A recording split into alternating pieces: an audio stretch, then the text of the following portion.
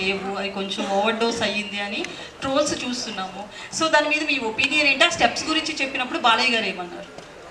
అదే ముందు నుంచి చెప్తున్నట్టు బాలయ్య గారు ఏ విషయంలో ఇన్వాల్వ్ అవ్వరండి. కంప్లీట్లీ డైరెక్టర్స్ అండ్ కొరియోగ్రాఫర్ ఏం చెప్పినా సరే ఆయన ఎస్, దాని మీద డిబేట్లు డిస్కషన్స్ ఏమి ఉండవు. మేము కూడా సర్ప్రైజ్ అయింది ఏంటంటే, ఇప్పుడు ఒక చాలా బ్యూటిఫుల్ సాంగ్ చిన్ని చిన్ని అని ఒక పాప మీద అనంత్ శ్రీరామ్ గారు చాలా బ్యూటిఫుల్ సోల్ఫుల్ లిరిక్స్ రాశారు. అదేమో 3 మిలియన్ దగ్గర ఆగిపోయింది. ఇదేమో ట్రోల్స్ అంటారు 14 మిలియన్ అయింది, ఇంకా పోతానే ఉంది అన్న, సూపర్ అన్న, ఎప్పుడు వస్తుందన్న దబిడి దిగుడని నన్ను అటాక్ చేస్తున్నారు. ఫస్ట్ 2 డేస్ మాత్రం సర్ప్రైజ్ అయ్యారు.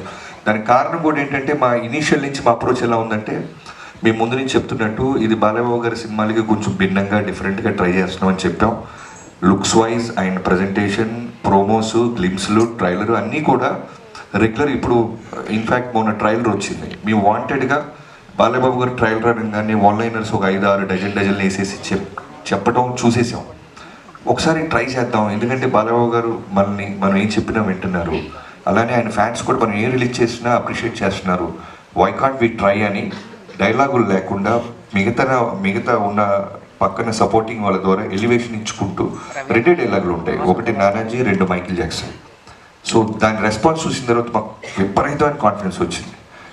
సో మేబీ మేము అలా క్లాసిక్ టచ్ ఇస్తూ వెళ్తూ దబిడి వచ్చేసరికి కొంచెం డైజెస్ట్ అవ్వడానికి టైం పట్టింది చాలామందికి. మేము ఫస్టే డాకు మహారాజ్ టైటిల్ వేసిన రోజు ఇది వేసేస్తుంటే సెట్ అయిపోయేవాళ్ళు. మేబీ దానికి కూడా ఒక క్లాస్ అప్రోచ్ వెళ్తూ టక్మని ఒక మాస్ ఓరమా స్టెప్స్ వచ్చేసరికి టైం పట్టింది. మేబీ అదే ఉంటుంది.